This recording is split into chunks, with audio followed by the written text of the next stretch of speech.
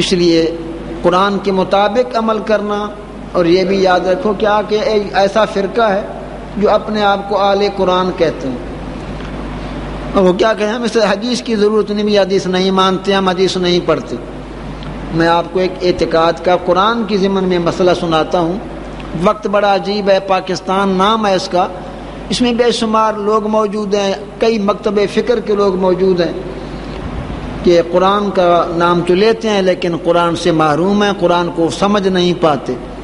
ان کا کیا خیال ہے کہ ہم صرف قرآن مانیں گے، قرآن کے علاوہ کوئی چیز نہیں مانیں گے. یہ غلط بات ہے. قرآن ہی یہ ارشاد فرماتا ہے کہ تم مجھے بھی مانو لیکن رسول کریم کے ذریعے مانو. اگر ان کے ذریعے نہیں مانو گے تم کیا سمجھو گے؟ سمجھانے کے لیے تو اللہ کے رسول آیا ہے. قد جاءکم من اللہ نور و کتاب مبین. اللہ کا نور محمد مصطفیٰ بھی آیا اور کتاب مبین بھی ہے، سمجھانے کے لیے وہ آیا ہے. کوئی شخص بھی براہ راست قرآن کو نہیں سمجھ سکتا. ادنا مثال دیتا ہوں قرآن کے نہ سمجھنے کی. اللہ تعالیٰ جل شانہ نے روزہ رکھنے اور روزہ بند کرنے کا حکم قرآن مجید میں ارشاد فرمایا، کلوا واشربوا حتی یتبین لکم الخیط الابیض من الخیط الاسود، کہ کھاؤ پیو تاکہ صبح صادق ہو جائے، اس وقت تم کھانا پینا بند کر دو. روزے کی وہ رکھنے کی ابتدا وہاں سے شروع ہوتی ہے. خیط ابیض اور خیط اسود کسے کہتے ہیں؟ کالا دھاگا، سفید دھاگا. تو صحابہ کرام نے اپنے دھاگے کا انتظام کیا جی، اپنے سرانوں کے نیچے رکھ لیے. سورج نکلنے تک تو پتہ نہیں لگتا تھا کہ یہ سفید کون سا ہے. اندر تھے نہ سفید کا نہ کالے کا، تو دھاگے لے کر بارگاہ مصطفیٰ میں آ گئے. عرض کہ یا رسول اللہ یہ تو سفید ہو گئی صبح، یہ پتہ نہیں چلتا تھا سفید کون ہے اور کالا کون ہے. فرمایا حقیقتاً دھاگا مراد نہیں ہے. رات کی سیاہی کو کالا دھاگا کہا گیا اور صبح کی سفیدی کو سفید دھاگا کہا گیا. یہ تو عرب لوگ تھے جنہوں نے قرآن کے سمجھنے میں کتنی دقت محسوس کی. آج کل کوئی شخص کہتا ہے کہ میں اہل قرآن ہوں اور قرآن کو سمجھ کر میں راستہ نکال لوں گا، مجھے حدیث محمد مصطفیٰ کی ضرورت نہیں. اس کی ضرورت قرآن کو نہیں، وہ قرآن نہیں سمجھ پائے گا. آپ صلی اللہ علیہ وسلم نے ارشاد فرمایا، اوتیت القرآن ومثلہ معہ، مجھے قرآن بھی ملا ہے، رب کریم نے دیا ہے، اور اس کا معنی بھی رب کریم نے مجھے سمجھایا ہے. قرآن کے برابر مجھے اس کا معنی بھی سمجھایا گیا ہے. اس لیے فرمایا، اے محبوب انا انزلنا الیک الذکر لتبین للناس ما نزل الیہم.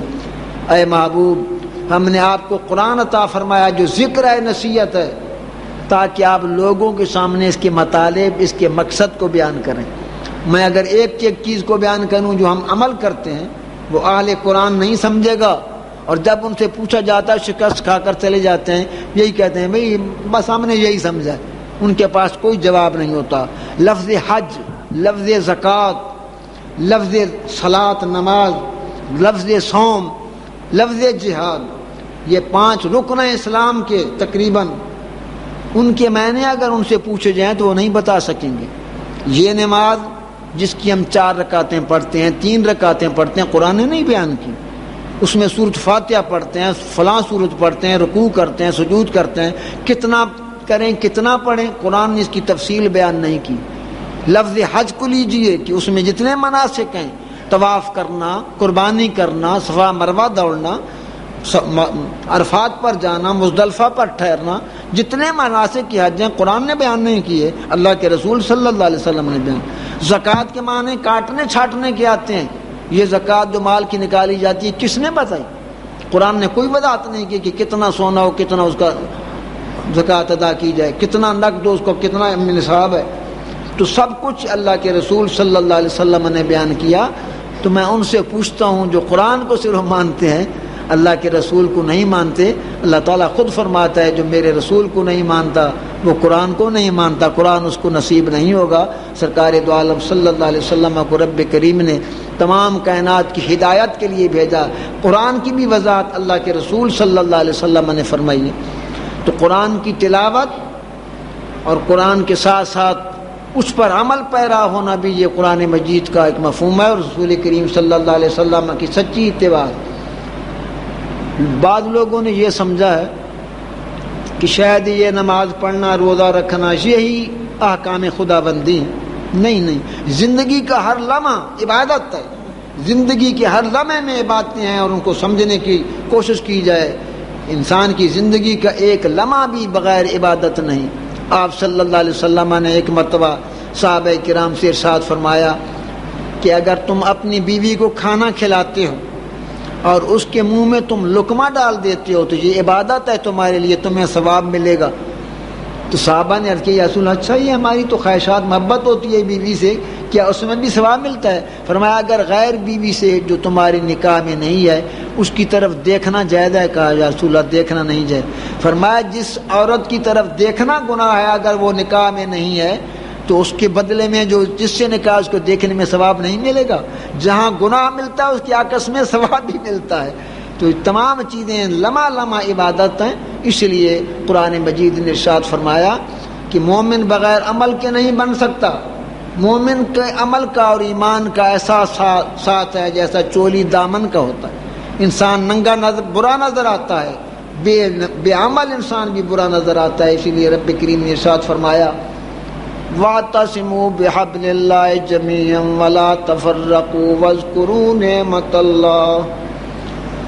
وَاعْتَصِمُوا بِحَبْلِ اللَّهِ، اس اللہ کی رسی کو مضبوط پکڑو. پکڑنے سے مراد سچ مچ نہیں کہ ایسا میں رسی کو پکڑ کر بیٹھ جاؤں. فرمایا اس کو سمجھو. قرآن کی رسی سے مراد قرآن مجید ہے، یہ اللہ کا رسول صلی اللہ علیہ وسلم ہے. پکڑنے سے مراد ان پر عمل کرنے کے ارشاد فرمایا گیا، تشبیہ دی گئی کہ جس طرح تم چیز کو پکڑ کر اس سے کام نکال سکتے ہو، جان بچا سکتے ہو، اسی طرح رب کریم نے فرمایا تم اس رضی کو مضبوط پکڑو، یعنی عمل کرو اللہ کے رسول کے فرمان پر، قرآن پر. تو تلاوت کے ساتھ ساتھ عمل بھی ضروری ہے. جو شخص پڑھتا ہے عمل نہیں کرتا تو سرکار دو عالم صلی اللہ علیہ وسلم نے فرمایا بدبودار مسلمان ہے، خوشبودار مسلمان نہیں. کلمے پڑھنے سے وہ مومن تو بن گیا لیکن عمل کی دار و مدار ہے اس کی ترقی کا. عمل کرو گے. سرکار دو عالم صلی اللہ علیہ وسلم معراج سے جب واپس تشریف لے آئے تو بلال سے فرمایا بلال کیا عمل کرتا ہے تو؟ عرض کیا کیوں یا رسول اللہ؟ فرمایا میں بہشت میں جہاں جہاں جاتا تھا تیرے قدموں کی کھٹکھٹاہٹ بہشت میں آگے آگے آتی تھی. عرض کیا یا رسول اللہ میں جب بھی وضو کرتا ہوں 2 رکعت بعد نفل ادا کرتا ہوں، کبھی میں نے وضو کے بعد نماز ترک نہیں کی. سرکار دو عالم صلی اللہ علیہ وسلم نے فرمایا یہ اسی کی برکت ہے کہ تو چلتا مدینے کے گلیوں میں ہے، تیرے پاؤں کی کھٹکھٹاہٹ بہشتوں میں سنائی دیتی ہے. تو اعمال دار و مدار ہے انسان کا. اس لیے فرمایا کہ تم عمل کرو اور اپنی ذات تک عمل محدود نہ رکھو. جب تم خود جس چیز پر عمل کرتے ہو، سرکار صلی اللہ علیہ وسلم فرماتے ہیں کہ تمہارا کوئی آدمی مومن نہیں بن سکتا. لا یؤمن احدکم حتی یحب لاخیہ ما یحب لنفسہ. تمہارا آدمی مومن اس وقت بن سکتا ہے جو چیز آپ چاہتا ہے مسلمان کے لیے وہی پسند کرے. جو آپ کو پسند ہے انسان کو مسلمان کے لیے وہی پسند کرے. تو جو شخص عمل پیرا ہوتا ہے اچھے کاموں پر تو اس کو مناسب ہے کہ اپنے بھائی کو بھی اسی اعمال کی تلقین کرے، اس کو گزارش کرے. اور خصوصاً ایسا شخص من رأى منکم منکرا فلیغیر بیدہ، جو شخص ایسے آدمی کو دیکھے جو اچھے اعمال نہیں کر رہا تو اس کو ہاتھ سے منع کرے، روکے، چاہے وہ بڑے سے بڑا آدمی کیوں نہ ہو. اور جو شخص منع نہیں کرتا اس کو طاقت نہیں ہاتھ سے روکنے کی، زبان سے روک دے بھائی. اس لیے سرکار دو عالم نے فرمایا سچ کا کلمہ بادشاہ ظالم کے سامنے کہنا یہ جہاد کے مقابلے میں ہے. اسی طرح اگر زبان سے بھی نہیں روک سکتا تو فرمایا اس سے بول چال چھوڑ دے، اس سے بول چال چھوڑ دے اور اس سے قطع تعلق کر دے، کیونکہ یہ اسلامی غیرت کا تقاضا یہی ہے.